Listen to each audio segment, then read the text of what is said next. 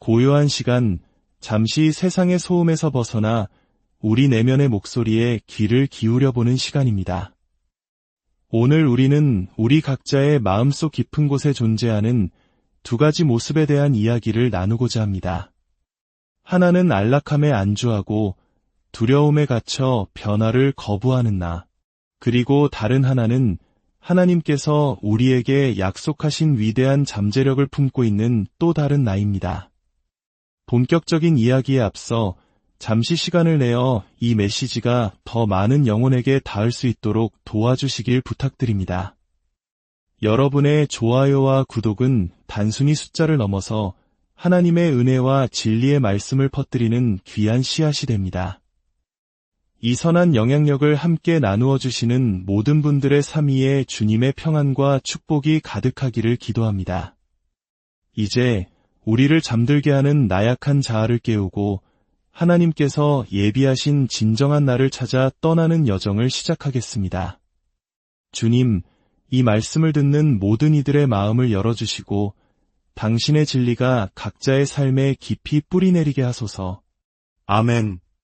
우리 안에는 언제나 두 명의 내가 존재합니다. 한 명은 편안함에 길들여져 있고 과거의 상처와 실패에 발목 잡혀 두려워하는 나입니다. 이 나약한 자아는 우리에게 끊임없이 속삭입니다. 이만하면 됐어. 괜히 힘든 길 가지 마. 넌 어차피 안 돼. 라고 말이죠. 우리가 이 목소리에 귀를 기울이는 한 우리의 삶은 그저 그런 평범함에 머물게 될 것입니다. 하지만 기억하십시오. 그 누구도 당신을 그 안일함의 늪에서 끌어내주지 않습니다. 당신 스스로 그곳에서 걸어 나와야 합니다. 매일, 매 순간 당신의 미래를 위해 싸워야 합니다. 이것은 단순한 동기부여가 아닙니다. 이것은 영적인 생존의 문제입니다. 이제 그만 일어나십시오. 당신 안의 나약한 자아는 이미 충분히 오랫동안 당신의 삶을 지배해왔습니다. 이제는 새로운 당신이 등장할 시간입니다. 인생의 어느 시점이 되면 우리 모두는 자기 자신과 정면으로 마주해야 하는 순간을 맞이합니다. 제가 말하는 나는 사람들 앞에서 웃고 모든 것이 순조로울 때 나타나는 그런 모습이 아닙니다. 제가 말하는 나는 아무도 보지 않을 때 드러나는 진짜 모습입니다. 스스로와의 약속을 미루고 성장을 회피하며 온갖 변명 뒤에 숨는 바로 그 모습 말입니다. 여기 냉혹한 진실이 있습니다. 만약 당신이 그 나약한 버전을 극복하기 위해 자신을 채찍질하지 않는다면 그 모습은 평생 당신을 그림자처럼 따라다닐 것입니다. 무거운 짐이 되어 하나님께서 당신을 위해 예비하신 그 위대한 미래를 갉아먹을 것입니다. 당신이 받은 모든 꿈, 모든 목적, 모든 사명은 단 한 가지를 기다리고 있습니다. 바로 당신이 스스로의 정체의 실증을 내고 지겨워하는 바로 그 순간을 말입니다. 당신 안의 나약한 자아는 단순히 당신을 뒤처지게만 하는 것이 아닙니다. 그것은 당신을 통해 축복받아야 할 사람들까지 지연시킵니다. 당신은 결단해야 합니다. 그 나약한 자아와 맞서고 도전하고 마침내 십자가에 못 박기로 말입니다.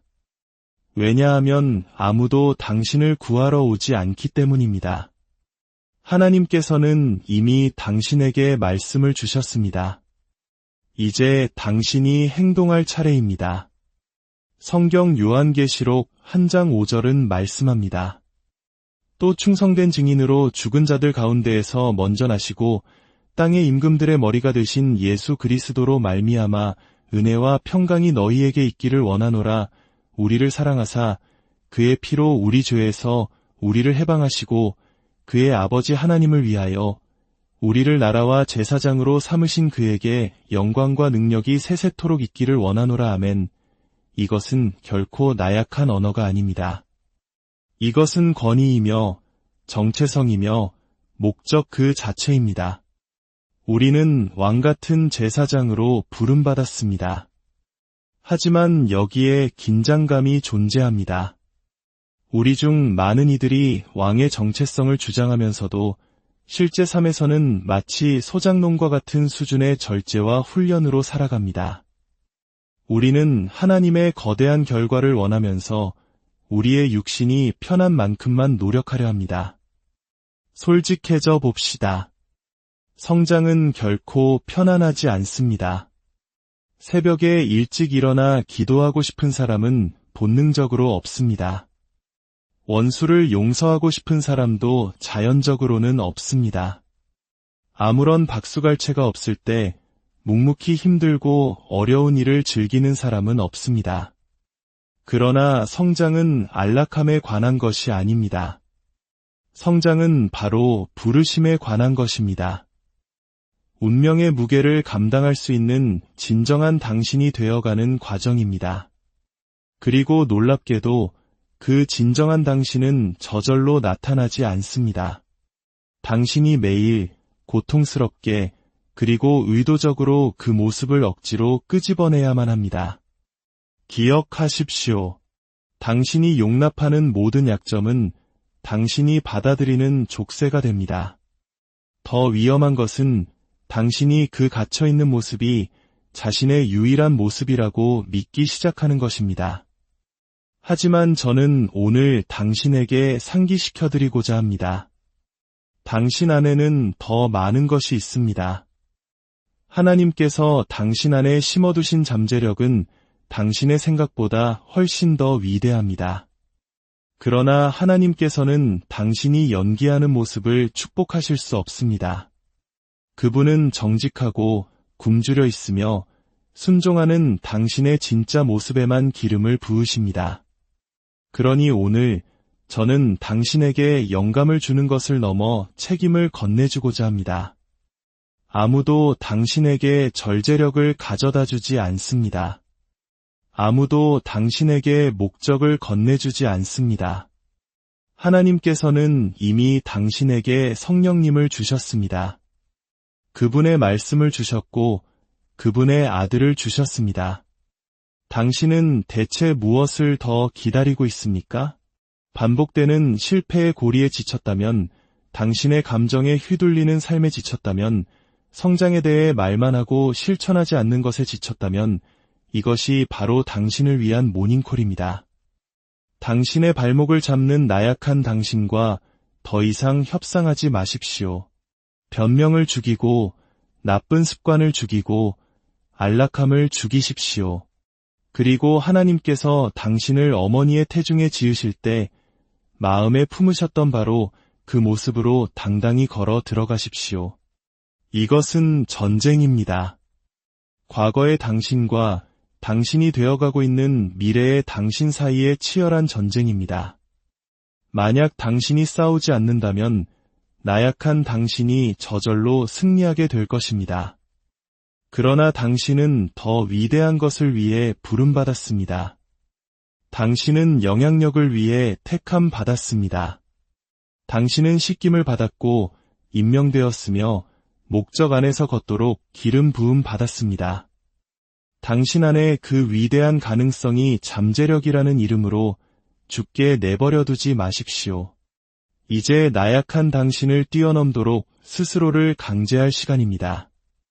아무도 당신을 구하러 오지 않지만 하나님께서는 이미 당신이 일어설 수 있도록 모든 것을 갖추어 주셨습니다. 삶의 가장 큰 위험은 실패가 아니라 정체입니다. 그저 머물러 있는 것, 인생이 앞으로 나아가는 동안 매년 똑같은 모습으로 남아있는 것. 당신은 깨닫지 못할 수도 있지만 정체는 조용한 파괴입니다.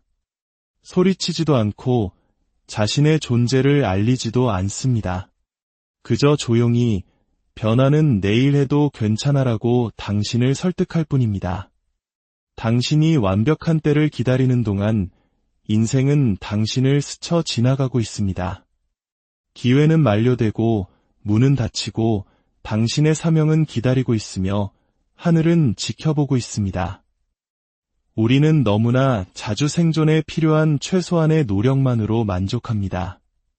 바빠 보이는 척, 죄책감을 피할 만큼만 움직이지만 진정으로 성장하기에는 턱없이 부족합니다. 진실은 이것입니다. 안락함은 당신의 영혼을 죽이는 살인자입니다. 그것은 당신의 열정을 죽이고 당신의 추진력을 앗아가며 더 높은 곳으로 뻗어나갈 당신의 능력을 서서히 독살합니다. 하나님은 당신을 안주하도록 창조하지 않으셨습니다. 성경 어디에도 그분이 당신 앞에 운명을 두셨음에도 불구하고 가만히 있으라는 말씀은 없습니다. 잠언 6장 9절에서 11절은 이렇게 경고합니다. 게으른 자여 내가 어느 때까지 누워있겠느냐 내가 어느 때에 잠이 깨어 일어나겠느냐 좀 더 자자 좀 더 졸자 손을 모으고 좀 더 누워있자면 내 빈궁이 강도같이 오며 내 곤핍이 군사같이 이르리라. 이 구절은 단순히 게으름에 대한 것이 아닙니다. 이것은 지연에 관한 것입니다. 조금만 더 쉬고 조금만 더 기다리고 조금만 더 미루는 것을 허용할 때 어떤 일이 일어나는지에 대한 경고입니다. 그러다 갑자기 당신의 인생은 무너지기 시작합니다. 악마가 당신을 공격해서가 아니라 당신이 움직이기를 거부했기 때문입니다. 당신이 정체될 때 당신의 관계 또한 고통받습니다. 당신이 감정적으로 갇혀있다면 사랑, 리더십 또는 영향력 안에서 성장할 수 없습니다. 당신 주변 사람들은 그것을 느낍니다. 그들은 당신의 잠재력을 보지만 동시에 당신의 수동성도 느낍니다. 그리고 얼마 지나지 않아 그들은 당신에게 더 이상 많은 것을 기대하지 않게 됩니다. 당신 스스로가 자신에게서 더 적은 것에 만족했기 때문입니다. 정체는 당신 자신만을 붙잡는 것이 아니라 당신과 연결된 모든 것에 피처럼 번져나갑니다. 그리고 영적인 대가가 있습니다. 성장하라는, 더 기도하라는, 변화하라는, 순종하라는 성령님의 음성을 무시할 때 당신의 영적 민감성은 무뎌지기 시작합니다. 뜨거웠던 불은 연기가 되어 사라집니다. 여전히 찬양을 부르고 성경 구절을 인용할 수는 있지만 마음 깊은 곳에서는 당신이 움직이지 않고 있음을 압니다. 그리고 움직임이 바로 생명입니다. 하나님은 항상 당신을 앞으로 부르시지 영적 무관심 속으로 부르시지 않습니다. 솔직하게 스스로에게 물어보십시오. 당신이 누리는 편안함의 대가는 무엇입니까? 똑같은 모습으로 머무는 것이 당신의 삶에서 무엇을 훔쳐갔습니까? 만약 당신이 정체를 극복하도록 스스로를 강요하지 않는다면 정체는 당신이 태어난 목적인 그 사람을 서서히 지워버릴 것입니다. 하나님께서 당신 안에 성령님을 두신 것은 당신이 안주하라고 주신 것이 아닙니다. 당신이 일어나도록 하기 위함입니다. 당신 안의 나약한 모습은 진짜 당신이 아닙니다. 때때로 우리가 믿는 가장 위험한 거짓말은 바로 나는 원래 이런 사람이야 라고 스스로에게 계속 되뇌는 말입니다. 당신은 자신의 두려움, 변덕, 규율의 부족함을 보고 그것들과 동의하기 시작합니다. 마치 그것이 당신의 정체성인 양 입고 다닙니다. 하지만 오늘 제 말을 들으십시오. 당신의 나약한 모습은 진짜 당신이 아닙니다. 그것은 단지 아직 당신이 정면으로 마주하지 않은 당신의 일부일 뿐입니다. 두려움 속에서 살아왔다고 해서 두려움이 당신의 정체성인 것은 아닙니다. 일관성이 없었다고 해서 신실함이 당신의 손에 닿지 않는 곳에 있는 것도 아닙니다. 하나님께서는 은혜로 덮이고 능력으로 가득하며 운명과 정렬된 당신의 모습을 보고 계십니다. 그러나 당신은 진짜 당신을 만나기 위해 나약한 당신과 동의하는 것을 멈춰야 합니다. 이것은 강한 척하는 것이 아닙니다. 이것은 하나님께서 그분을 통해 당신이 진정 누구인지를 드러내시도록 허용하는 것입니다. 당신은 당신이 아닌 다른 무언가가 되기 위해 싸우는 것이 아닙니다. 당신은 그리스도 안에서 당신이 누구인지를 기억하기 위해 싸우는 것입니다. 나약한 당신은 일시적인 버전입니다. 부름받은 당신은 영원한 버전입니다. 로마서 8장 11절은 말씀합니다. 예수를 죽은 자 가운데서 살리신 이의 영이 너희 안에 거하시면 그리스도 예수를 죽은 자 가운데서 살리신 이가 너희 안에 거하시는 그의 영으로 말미암아 너희 죽을 몸도 살리시리라. 이는 예수를 무덤에서 일으키신 바로 그 영이 당신 안에 살고 있다는 의미입니다. 그런데도 당신은 스스로에게 미루는 습관, 자기의심, 불일치에서 벗어날 수 없다고 말하고 있습니다. 그것은 단지 틀린 것이 아니라 당신 안에 있는 능력에 대한 영적인 모욕입니다. 당신도 이미 진짜 당신의 모습을 언뜻 보았습니다. 명료함의 순간들, 용기가 솟구치는 순간들, 스스로도 놀랐던 시간들, 그것들은 우연이 아니었습니다. 그것들은 하나님께서 당신에게서 영원히 이끌어내고자 하시는 사람의 예고편이었습니다. 하지만 나약한 당신은 계속해서 반박합니다. 넌 준비가 안 됐어. 또 실패할 거야. 이미 시도해봤잖아. 바로 그 지점에서 당신은 선을 그어야 합니다. 자신의 약점을 계속 변호하면서 신성한 조화 속에서 살기를 기대할 수는 없습니다. 오늘 이 순간을 통해 그 환상과 맞서십시오. 당신이 받아들인 모든 한계와의 동의를 깨뜨리십시오. 나약한 당신의 목소리가 더 클지는 몰라도 더 강하지는 않습니다. 하나님은 바로 이유 때문에 당신 안에 그분의 영을 두셨습니다. 당신의 두려움이나 과거가 아닌 그분을 반영하는 당신의 모습을 깨우기 위함입니다. 진실은 나약한 당신은 진짜 당신이 아니라는 것입니다. 그것은 당신이 마침내 일어나기로 결심할 때 끝나는 삶의 희미해지는 메아리일 뿐입니다. 하나님의 계획은 진보를 요구합니다. 하나님과의 동행에 대해 한 가지 이해해야 할 것이 있다면 그분은 결코 당신이 그대로 머물러 있기를 원치 않으신다는 것입니다. 정체는 영적인 것이 아닙니다. 하나님은 당신이 중립기어를 넣고 앉아있도록 성령을 부어주신 것이 아닙니다. 숨을 주실 때는 움직임을 기대하시고 목적을 주실 때는 성장을 기대하십니다. 마태복음 25장에 나오는 달란트 비유를 기억해 보십시오. 주인은 종들에게 각각 5, 2, 그리고 1달란트를 주었습니다. 5과 2달란트를 받은 종들은 즉시 일하여 그것을 2배로 늘렸습니다. 하지만 1달란트를 받은 종은 그것을 땅에 묻었습니다. 그는 그것을 잃어버리지는 않았지만 그것으로 아무것도 하지 않았습니다.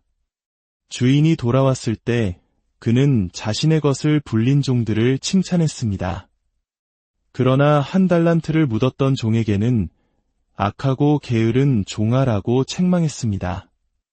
왜일까요? 하나님 나라에서는 그대로 머무는 것이 목적에 대한 반역이기 때문입니다. 성장은 선택사항이 아니라 명령입니다. 하나님께서는 당신에게 시간, 에너지, 지혜, 은사, 기회를 주셨습니다. 당신은 그것들로 무엇을 하고 있습니까? 변명 아래 묻고 있습니까? 두려움 뒤에 숨기고 있습니까? 하나님께서는 당신이 혼자 성장하라고 요구하지 않으십니다.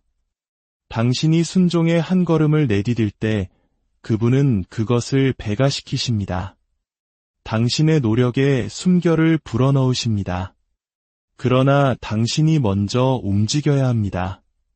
당신의 삶이 끝날 때 하나님께서는 당신이 무엇을 꿈꿨는지 묻지 않으실 것입니다. 그분은 당신에게 주신 것으로 무엇을 했는지 물으실 것입니다. 우리 안에서는 매일 치열한 전쟁이 벌어지고 있습니다. 육신의 소욕과 성령의 인도하심 사이의 줄다리기입니다. 갈라디아서 5장 16절은 말합니다. 내가 이르노니 너희는 성령을 따라 행하라 그리하면 육체의 욕심을 이루지 아니하리라. 이 전쟁은 감정으로 이기는 것이 아닙니다. 순종과 영적 자각으로 승리하는 것입니다. 육신은 진보를 원하지 않습니다. 쾌락, 편리함, 통제, 안락함을 원합니다. 그리고 그 안락함을 지혜로 위장할 것입니다. 너무 무리하지 마. 전에도 해봤잖아. 와 같은 합리적으로 들리는 목소리 뒤에는 당신의 영적 성장을 막으려는 교묘한 속임수가 숨어 있습니다. 성령을 따라 걷는다는 것은 완벽해지는 것이 아니라 넘어질 때조차도 끊임없이 순종을 선택하는 자세에 관한 것입니다. 성령님은 당신을 강요하지 않지만 당신에게 힘을 주실 것입니다. 한밤중에 기도하라고 당신을 깨우실 것이고 거친 말을 할 때 당신의 마음을 찌르실 것입니다. 당신이 그분의 음성을 무시할 때마다 육신은 힘을 얻고 나약한 당신은 더 강해집니다. 매일, 매시간 성령 안에서 걷기로 결단하십시오. 이 길은 가장 쉬운 길이 아닐지라도 진정한 생명으로 이끄는 유일한 길입니다. 당신은 운명 속으로 흘러 들어가는 것이 아닙니다. 당신이 그것을 선택해야 합니다. 하나님께서 당신을 부르셨을지라도 당신이 그 부르심에 맞춰 살기로 선택하기 전까지는 그것은 당신 안에 잠겨 있을 뿐입니다.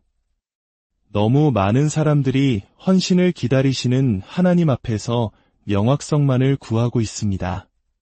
부르심은 복잡한 것이 아니라 단지 대가를 치러야 하는 것입니다. 당신은 우연히 하나님께서 부르신 사람이 되지 않습니다. 매일 반복적으로 의도적으로 하는 선택을 통해 그 사람이 되어갑니다. 때로는 감정이 바닥을 칠 때 침대에서 일어나는 선택, 때로는 기도하는 선택, 때로는 용서하는 선택입니다. 이것이 바로 당신이 되어가는 방식입니다. 신명기 30장 19절에서 하나님은 말씀하십니다. 내가 오늘 하늘과 땅을 불러 너희에게 증거를 삼노라. 내가 생명과 사망과 복과 저주를 내 앞에 두었은즉 너와 내 자손이 살기 위하여 생명을 택하고 들으셨습니까? 선택하라. 그것은 소원하는 것이나 기다리는 것이 아닙니다. 선택하는 것입니다. 생명을, 순종을, 하나님과의 동행을 선택하는 것입니다. 운명은 당신의 삶에 떨어지는 것이 아니라 당신의 결정 하나하나를 통해 단계적으로 건설되는 것입니다. 결정을 미루는 것은 안전하게 느껴질 수 있습니다. 하지만 결정을 미루는 것 자체가 하나의 결정입니다. 순종을 미루는 매일, 당신은 간접적으로 현재에 머무르는 것에 예라고 말하고 있는 것입니다. 당신의 정체성은 하나님이 주신 것이지만 당신의 운명은 당신의 책임입니다. 약점과 강함 사이를 잇는 다리는 바로 훈련입니다. 우리는 강해지기를 갈망하지만 훈련 없이는 어떤 힘도 얻을 수 없다는 사실을 간과합니다. 당신은 기도만으로 성숙해지지 않습니다. 그것을 위해 훈련하고 희생하고 자신을 확장시켜야 합니다. 훈련은 벌이 아니라 하나님께서 당신이 짊어지도록 부르신 것을 위한 준비입니다. 사도 바울은 고린도전서 9장 24대 27절에서 이렇게 말합니다. 운동장에서 다름질하는 자들이 다 달릴지라도 오직 상을 받는 사람은 한 사람인 줄을 너희가 알지 못하느냐. 너희도 상을 받도록 이와 같이 다름질하라. 내가 내 몸을 쳐 복종하게 함은 내가 남에게 전파한 후에 자신이 도리어 버림을 당할까 두려워함이로다. 계시와 기름 부음으로 가득했던 바울조차도 스스로를 훈련했다고 말합니다. 왜냐하면 그것 없이는 가장 재능 있는 사람조차 실격될 수 있기 때문입니다. 솔직히 훈련은 처음에는 거룩하게 느껴지지 않습니다. 어렵게 느껴집니다. 모든 것이 예라고 말하고 싶을 때 아니오라고 말하는 것처럼 느껴집니다. 그러나 결국 훈련은 자유로 변모합니다. 당신은 더 이상 감정의 노예가 되지 않습니다. 목적에 맞는 구조를 세우십시오.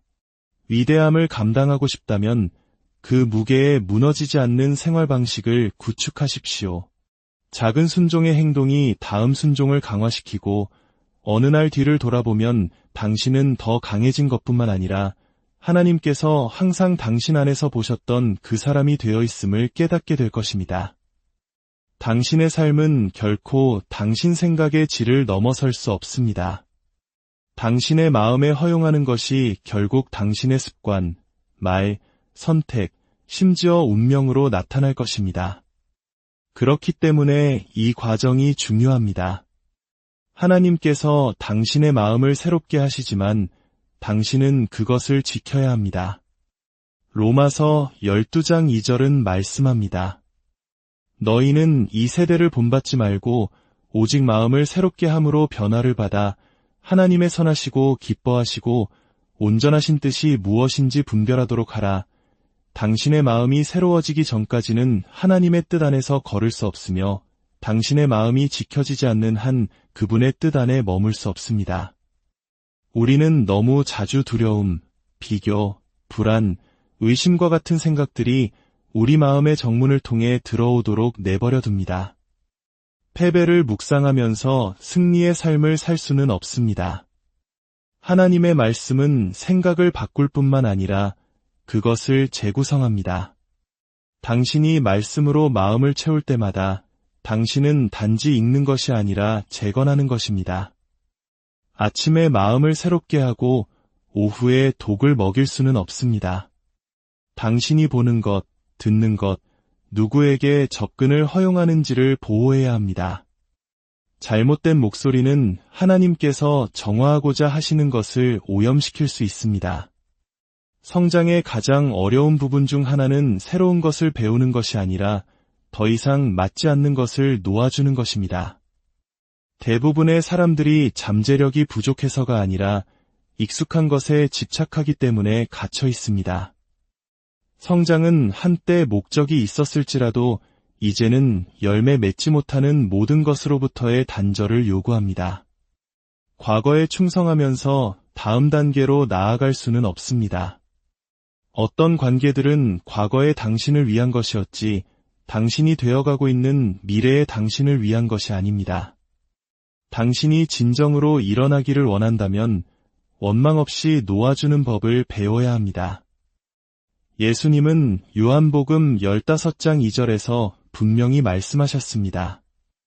물은 내게 붙어 있어 열매를 맺지 아니하는 가지는 아버지께서 그것을 제거해 버리시고 무릇 열매를 맺는 가지는 더 열매를 맺게 하려 하여 그것을 깨끗하게 하시느니라. 열매 맺는 가지조차도 가지치기를 당합니다. 왜냐하면 하나님은 당신의 안락함이 아니라 당신의 성장에 전념하시기 때문입니다. 가지치기는 고통스럽습니다.